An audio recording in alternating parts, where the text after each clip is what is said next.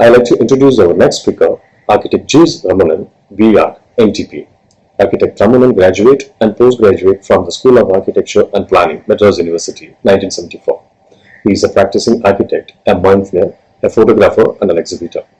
His works include hotels, resorts, theme parks, clubs, hospitals, educational institutions, and residences in India and abroad. Let us now proceed to Architect Ramanan's presentation.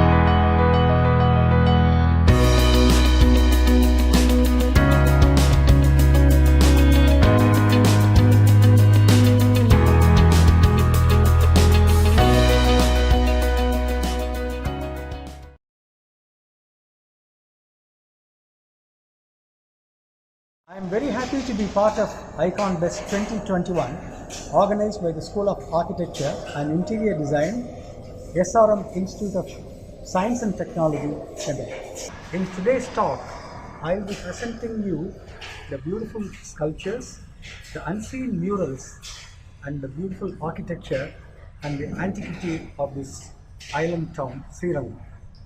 This is a very ancient town, and it has a recorded history of more than 2,500 years old.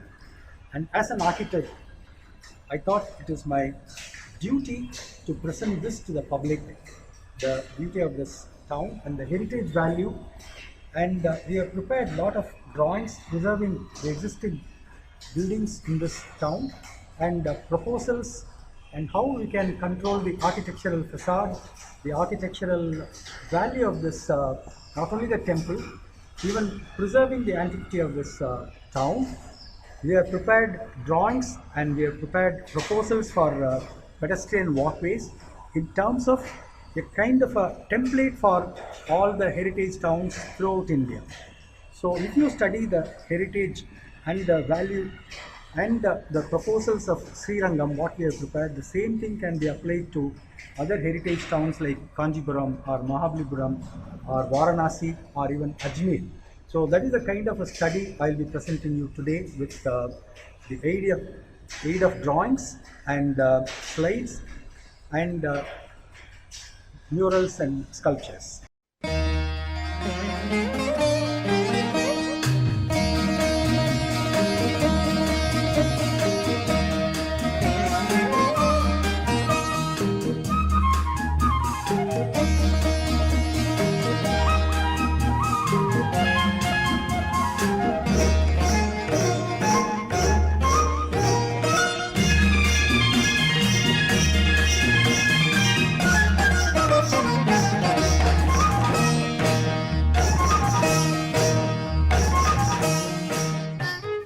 We offer our prayerful salutations to that Lord Ranganatha who is in Yoga Nidra on the Adisesha under the golden temple dome that resembles a lotus bud, the Pranavakara Vimana.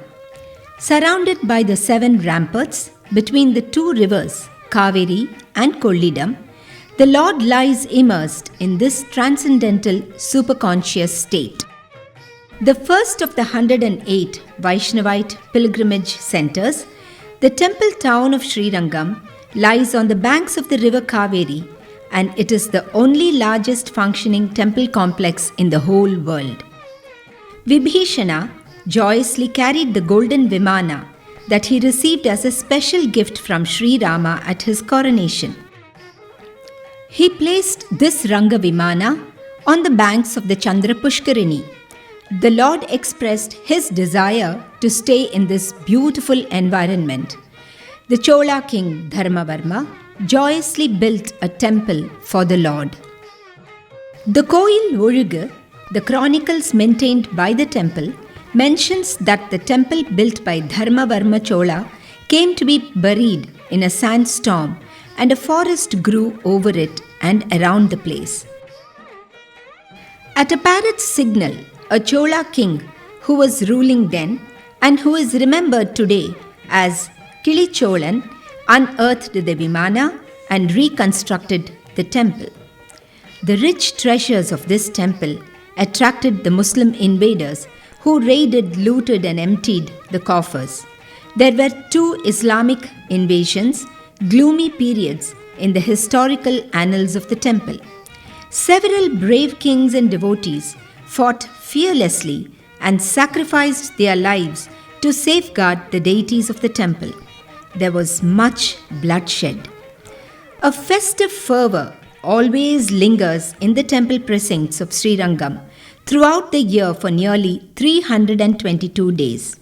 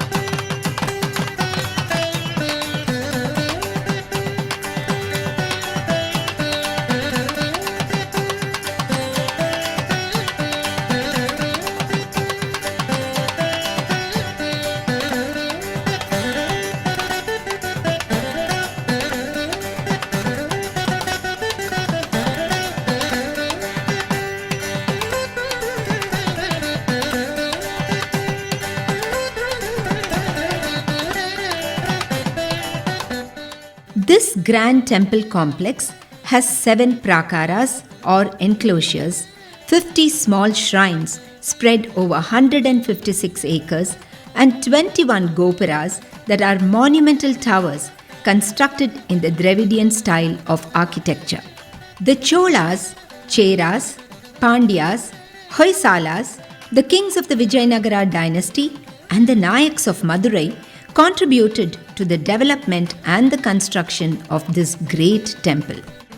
The Raja Gopura, the main entrance doorway, is considered to be the largest in Asia, rising 236 feet high with 13 stories left unfinished by Krishnadevaraya and later completed by the 44th year of Ahobila Mutt in 1987. The inner 4 enclosures house the temple proper. Stone pavilions or mantapas are the archetypal features of the South Indian temple. They range from simple 4-pillared to 1,000-pillared gigantic structures. Each of these structures have exquisite pillars, all carved with impressive life-size statues of kings, dancing girls, yaris, Dashavatara of Mahavishnu, Puranic scenes from the historical records, and so on, which throw light on the greatness of the deity in the temple, as well as the historical period it belonged to and the king who was responsible for its construction. The Sri Venugopala Shrine is a fine example of the art and architecture prevalent during the times of the Hoysala dynasty. The pillars and the beautiful sculptures in granite in this quadrangular Sannidhi reflect the expertise of the Hoysala artisans. This is the only temple in Tamil Nadu where the contribution of the Hoysala kings towards art and architecture are evident. The world-famous Seshagiri Rayar Mantapa is a 100-pillared pavilion that was built during the reign of Sri Krishnadevaraya by his lieutenant Seshagiri Rayar. There are 8 pillars that have the intricately carved horse brackets, each one of them differently conceived and unique. The base and the rectangular blocks of the shaft are covered with arresting sculptures. This is a masterpiece among all the mantapas in the Sri Rangam temple. This is a 1,000-pillared grand mantapa of the Vijayanagara period with outstanding sculptures. Numerous interesting sculptures of dancing girls or devadasis who served Lord Ranganatha are seen on the pillars and in the stone walls in various parts of the temple, especially in the 1,000-pillared mantapa and the Arjuna mantapa. Striking bronze figurines of Sri Mahavishnu, Sri Kodandarama, and Sri Lakshmi belonging to the Chola period are displayed in the temple museum. The priceless ivory sculptures belong to the 17th and the 18th centuries and are the handiwork of the Nayaka artisans.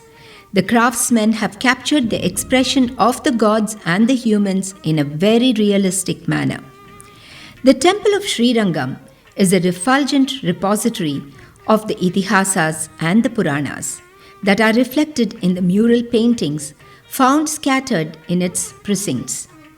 It is believed that between the 13th and the 17th century Common Era, many mantapas, gopuras, and shrines in the temple complex had mural paintings that expressed the story of Lord Vishnu, his avatars, the story of the Pranavakara Vimana, and depiction of legends from the Ramayana and hagiological representations from the lives of the Alvars and the Acharyas. There has been 500 years of mural activity thriving in the confines of the temple. These murals are brilliant paintings made with herbal and vegetable dyes that were meant to stand the test of time. Our ancient temples were poetry frozen in time. Stone pillars are common because it can handle compressive force. Most of our ancient stone structures in the temples have many closely placed pillar structures like the 4-pillared mantapas, the 100-pillared mantapas, and the 1,000-pillared mantapa. The stone beams used in these structures do not exceed 20 feet span.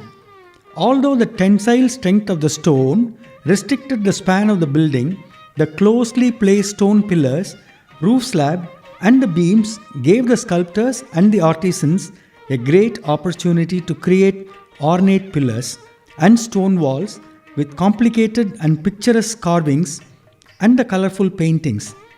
The capital of the column was increased step by step as shown in the figures with sculptures of Yari, lion, and the plantain flower and so on. The cantilever in the capital of the column helped to reduce the span of the roof. With reference to these basic building principles followed by the architects and the sculptors of those ancient times, we can understand the development of a 4-pillared mantapa module to a 1,000-pillared mantapa. The gopuras are rectangular in shape with floor area reducing as it goes higher. There are staircases inside the structure that lead to the top of the tower. The stone foundation is not more than 3 meters deep.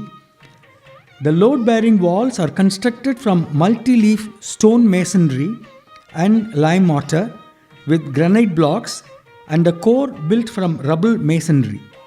The upper stories are made from burnt clay and brick masonry in lime mortar.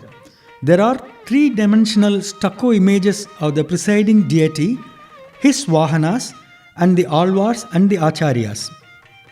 In Sri Rangam, the gopurams have been styled in such a way that the large gopuras are higher in the outer prakara and diminish in size from one ensuing prakara to the next, being very small at the Garbhagraha or the Sanctum Sanctorum, where the main deity resides with only a small gold-plated dome or vimana above it. Colonial historians like Professor Ferguson and L. Moore, who are ignorant of our agamic philosophy, emphasize that the sanctum sanctorum, the Garbhagriha, is too small and insignificant and should be grand and large like their churches or cathedrals. Any Hindu temple has a grand entrance, and all the mantapas and structures outside the sanctum sanctorum are ornate and exhibit heavily designed pillars and paintings. But the Garbhagriha or the sanctum is always small and dimly lit. It emphasizes that the bhakta or the devotee arrives at the Lord's shrine, leaving all worldly attachments in the outer prakaras to attain moksha, to be with the Lord alone. To a Hindu bhakta, the Lord is among us and resides within us. The ancient town of Srirangam has several heritage buildings and holy matams in the two streets outside the temple complex, the Chittirai and the Uttara Veedi, where the priests reside, which are rapidly disappearing. We have documented these buildings for future reference in facade development. Electrical wires hang frightfully like torrents all over from the lampposts placed indiscriminately. While one building proudly displays the pre-independence British insignia on its face, another just next to it is pathetically fashioned with glass, aluminium composite panels and concrete structure, a style in the eye. These modern additions are an eyesore. The local corporation or municipality should provide the license for construction only if facade controls are strictly followed. In this slide, the existing chaotic facade of the buildings in the Uttara and Chitra Veedis are seen. I have designed a set of exterior alternate facades, elevation designs for a single, double and two-storied buildings that will bring about a uniform frontage in the buildings and restore the ancient flavor of the town. Strict guidelines must be drawn out for the prospective builders. Some of the residences here still retain the old world charm. It is the dream of most of the Vaishnavites to settle in Srirangam after the retirement. Special thought should be given to community housing, riverfront development, retirement, old age homes may be beautifully developed along the river Kaveri. This is an illustration of the aerial view of the town that highlights the 7 enclosures of the temple. In this town, the approach road that leads to the Rajagopuram is overcrowded with vehicular traffic, a sea of humans walking up and down, hundreds of shops that line the street, roadside hawkers, shrines and rest houses. Everything that has been added appears out of place, chaos reigns supreme. The architecture is confusing, the shops are total anarchy and there is bedlam everywhere. As an architect and a town planner, I felt that it was imperative for me to offer a solution to this commotion and disarray, both figuratively and literally. To begin with, we have designed a grand plaza and a vista landscape with waterway leading to the Rajagopuram.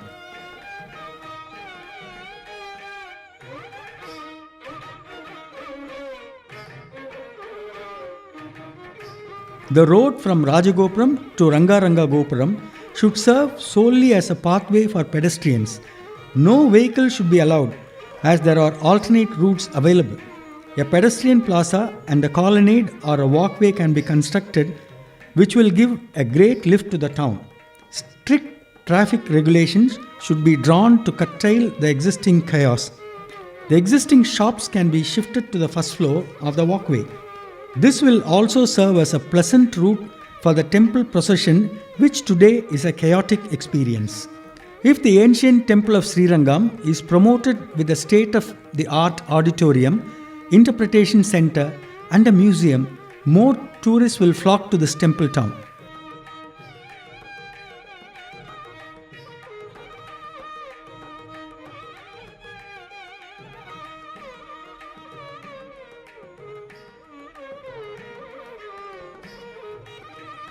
Homestays could be encouraged in the houses that are built on the lines of ancient architectural designs of this town.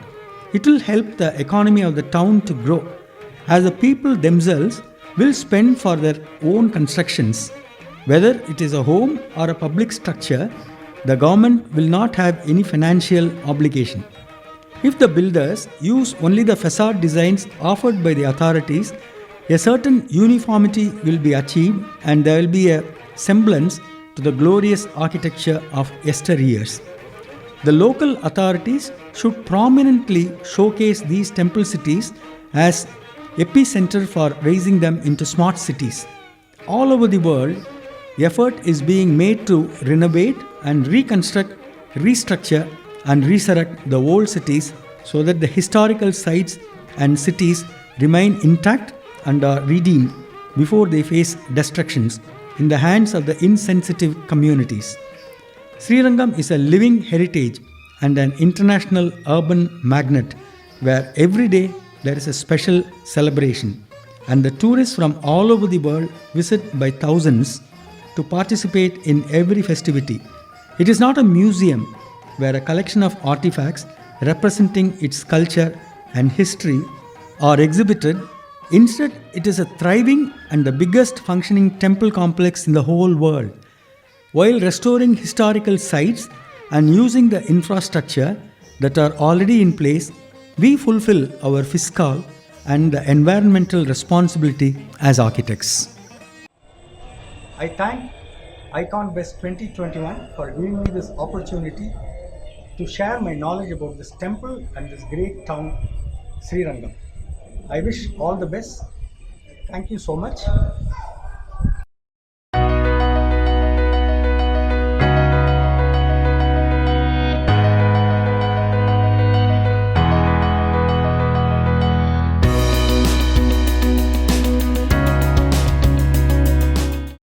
Thank you, Architect Ramanan, for your presentation.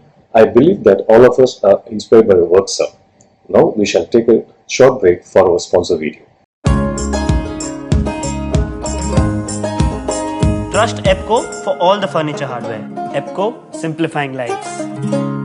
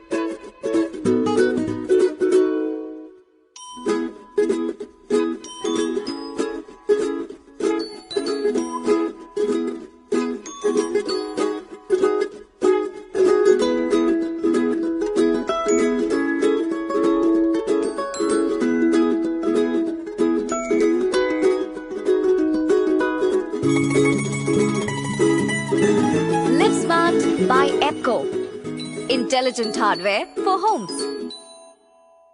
I have great pleasure in welcoming you all for the Let's Connect program of Nippon Paint India Private Limited.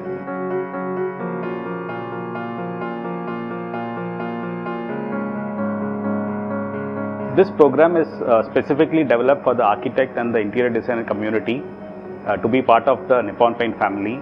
Nippon Paint, as you all know, is part of the NIPSEA group, which is 137 years old, originated from Japan, and we have widely spread into all the Asian countries. In India, Nippon Paint was started in the year 2006, and that's when Indian Green Building Council was gaining momentum, and since the DNA of Nippon Paint is green, so we joined them in their campaigning of green initiatives, and we became the founding member of IGBC, Indian Green Building Council. And right from 2006 onwards, we have been associated with all their initiatives towards sustainable products and services, and we are the first company to be registered and certified as Green Co for all our manufacturing process, and the products which come out of the factory is also certified as Green Pro. Through this Let's Connect program, we would like to take your unique ideas and your projects through video shoots and sound bites to the industry people and to the audience who are eagerly waiting. Through this Let's Connect program, we create an opportunity for you to share your unique ideas and success stories. You will also have an access to be part of the AYDA program of Nippon Paint, and also into various architectural conferences, CSR activities what Nippon is carrying out in this country. AYDA is a very unique initiative of Nippon Paint, wherein it encourages and enriches the young architect and interior designing students across Asia, and we call this as Asia's Young Designer Award, wherein we want experts like you to mentor them. Through this program, we also create an opportunity for you to meet your peers and work with them closely across the globe. This platform also allows you to create and access to the tools and product information of Nippon Paint, and also there will be a dedicated Nippon team working closely with you. I once again take this opportunity to welcome you all into this Let's Connect program for a mutually beneficial experience. Let's connect.